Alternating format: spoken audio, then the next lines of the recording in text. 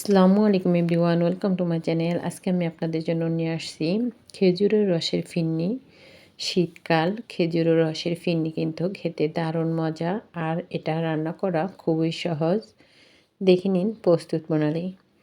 প্রথমে আমি এখানে নিয়ে নিয়েছি খেজুরের রসটাকে আমি একটু ছেঁকে নিচ্ছি, যাতে এটার ভিতরে কোনো ময়লা থাকলে বেরিয়ে আসে। খেজুরের রসটা আমি ছেঁকে নিয়ে এখন আমি চুলায় দিয়ে দিচ্ছি। বলক আসা পর্যন্ত অপেক্ষা করব। এখন আমি এই ফিরনিটা তৈরি করার জন্য এখানে নিয়ে নিয়েছি পোলার চাল। এখানে আমি 1 কোটা পোলার চাল নিয়েছি।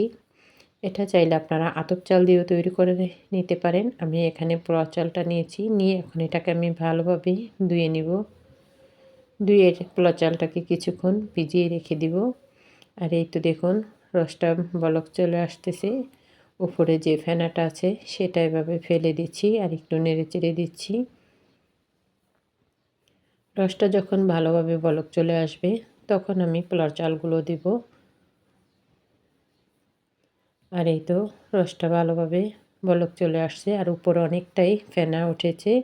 খেজুরের রস জাল করলে এভাবে উপরে এরকম ফেনা ওঠে। ফেনাগুলো আমি ফেলে দিচ্ছি। ফেলে দিয়ে এখন আমি যে চালটা আগে থেকে ধুয়ে রেখেছিলাম সেই চালটা আমি দিয়ে দিচ্ছি।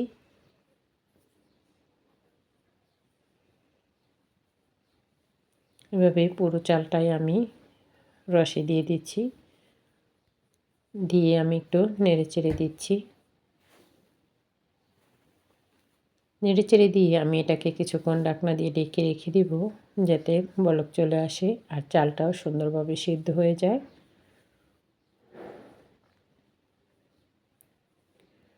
ঢাকনাটা খুলে এই তো দেখুন, রসটা সুন্দরভাবে বলক চলে আসছে, আর পোলার চালটাও অনেকটাই সিদ্ধ হয়ে গেছে। যেহেতু এটা পোলার চাল, এটা খুব দ্রুতই সিদ্ধ হয়ে যায়।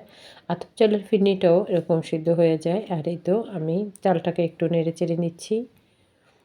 নেড়েচেড়ে নিয়ে আবারও আমি কিছুক্ষণ রেখে দিয়েছিলাম, যেহেতু ফিরনি এটা একটু চালটা নরম হলে বেশি ভালো হয়।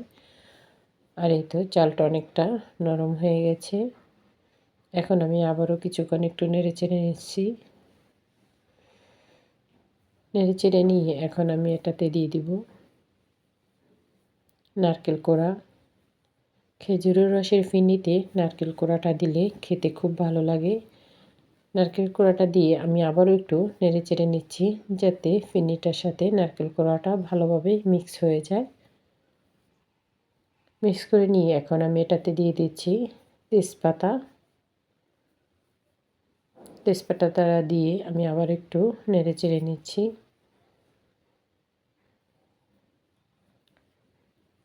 এভাবে কিছুক্ষণ আমি নেড়েচেড়ে নিয়ে এখন আমি এটাতে দিব ফ্লেভারের জন্য এলাচ গুঁড়ো।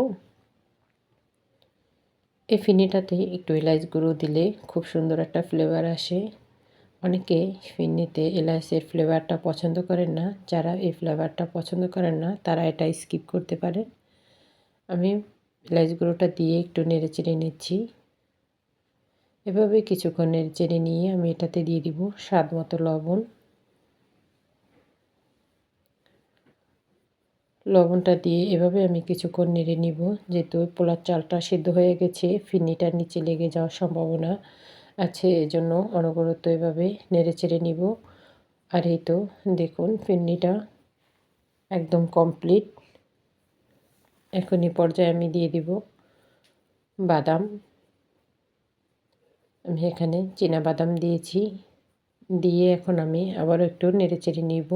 খেজুরের রসের সিন্নিতে এভাবে বাদাম নারকেল কোড়া দিয়ে এই ফিরনিটা রান্না করলে খেতে খুব ভালো লাগে। ছোট বড় সবাই এটা খেতে খুবই পছন্দ করবে। আর এই সিন্নিটা খেতে কিন্তু দারুণ ছিল। এই তো ফিরনিটা একদম রেডি। এখন আমি এটা নামিয়ে নিচ্ছি। নামিয়ে একটু পরিবেশন করে নিচ্ছি। দেখুন মাশাআল্লাহ, ফিরনিটা কত সুন্দর হয়েছে আর দেখতে কতটা লোভনীয় ছিল। আমি একটু চামচে উঠিয়ে দেখাচ্ছি।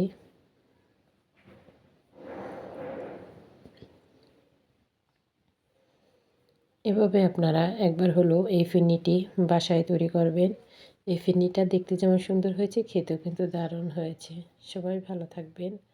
আল্লাহ হাফেজ সবাইকে।